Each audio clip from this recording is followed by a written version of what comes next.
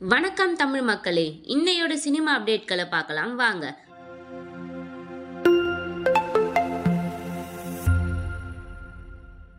தமிழ் சினிமாவில் முன்னணி நடிகர்களில் தனக்கான இடத்தை பிடித்தவர் சிம்பு. இடையில் காதல் சர்ச்சை, உடல் எடை கூடியது என கெரியரில் பின்தங்கினாலும் இப்போது தேசிங்கு பெரியசாமி இயக்கத்தில் தன்னுடைய 48வது படத்திற்காக தயாராகி வருகிறார் சிம்பு. இந்த படத்தை கமல்ஹாசனின் ராஜ்கமல் நிறுவனம் தயாரிக்கிறது. தேசிங்கு பெரியசாமி இயக்கம் என்பதால் கண்டிப்பாக இந்த படம் ஹிட் ஆகும் என்ற நம்பிக்கை STR ரசிகர்களிடம் இருக்கிறது.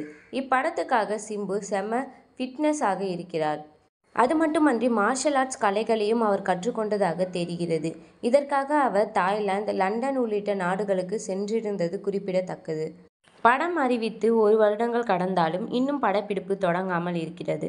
இதனால் படம் டிராப் ஆகிவிட்டதோ என்ற சந்தேகம் ரசிகர்கள் மத்தியில் எழ, அதெல்லாம் இல்லை என மறுத்தது படக்குழு.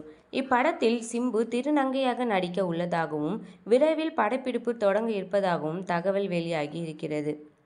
இந்த படம் முடிந்ததும் ஓ மை கடவுளே பட இயக்குனர் அஸ்வத் மாரிமுத்து இயக்கத்தில் ஒரு படம் நடிக்க இருக்கிறார் சிம்பு.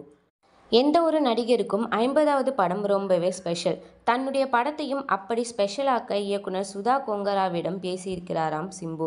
அவர் சொன்ன கதை சிம்புவுக்கு பிடித்து விடவே உடனே டபுள் ஓகே சொல்லி இருக்கிறார். சூர்யாவை வைத்து சுதா கொங்கரா இயக்கிய சூரரை போற்று படத்திற்காக அவர் தேசிய விருது வென்றார்.